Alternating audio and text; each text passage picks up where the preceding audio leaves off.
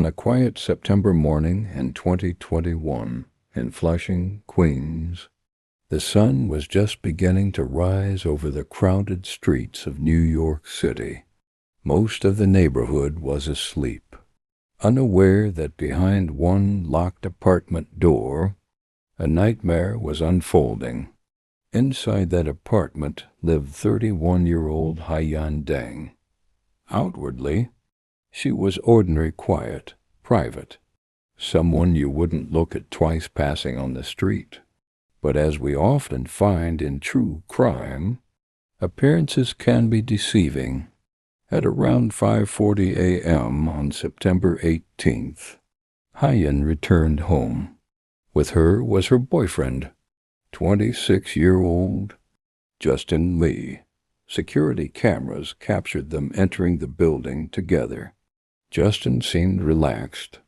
He had no reason to think this visit would be different from any other.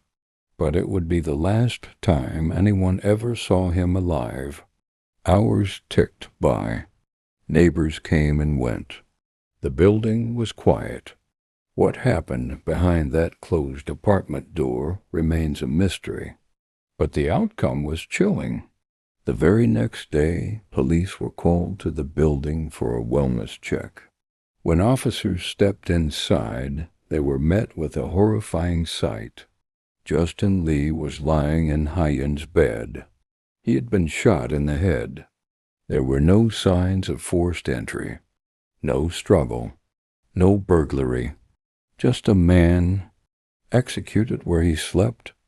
Imagine that scene, the silence, the body in the bed, a single precise gunshot wound. Detectives immediately turned to surveillance footage, hoping for answers. What they found only deepened the mystery. Cameras showed Justin entering the building with Haiyan. But hours later, only Haiyan walked out, calm, carrying bags, and then driving away in Justin's car. Justin never left that apartment alive.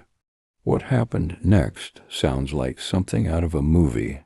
Haiyan didn't just leave Queens. She vanished.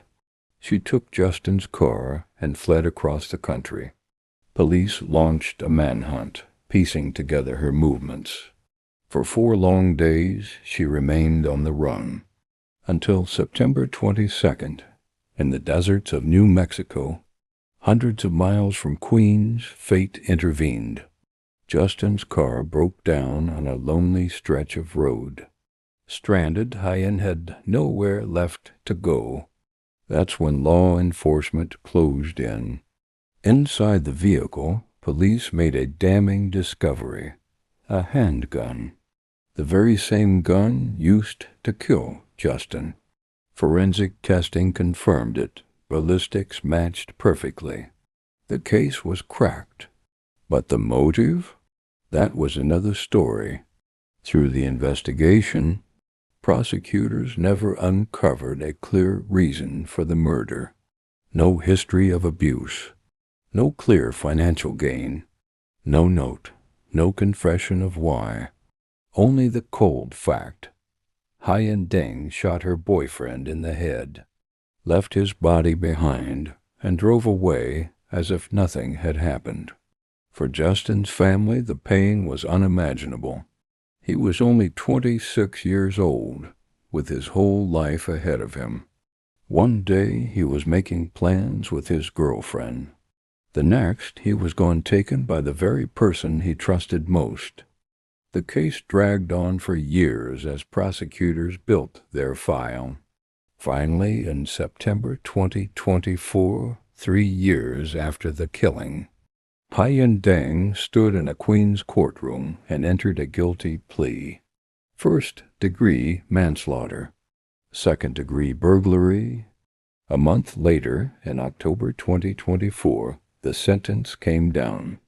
22 years in prison for manslaughter, 5 more for burglary, 27 years behind bars. The courtroom was silent as the gavel struck. It was justice, at least on paper. But for Justin's family, justice could never bring him back. What makes this case especially disturbing is the emptiness at its center.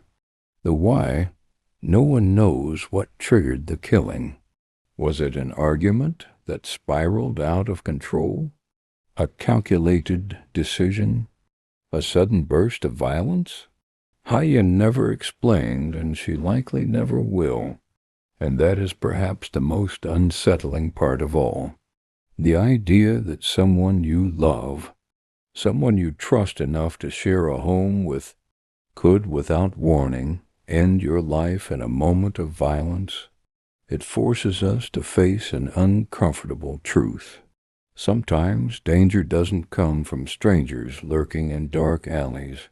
It comes from the person lying next to you in bed.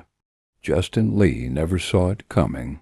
Today, Haiyan Deng sits in prison, serving nearly 3 decades for a crime that still baffles investigators and devastates those left behind. And that Flushing apartment? For neighbors, it will forever be remembered as the place where trust turned to betrayal and love turned to murder. Because in the end, this wasn't a crime of opportunity. It wasn't a random act. It was intimate, personal, carried out in the most private space of all. And maybe that's what makes it so terrifying.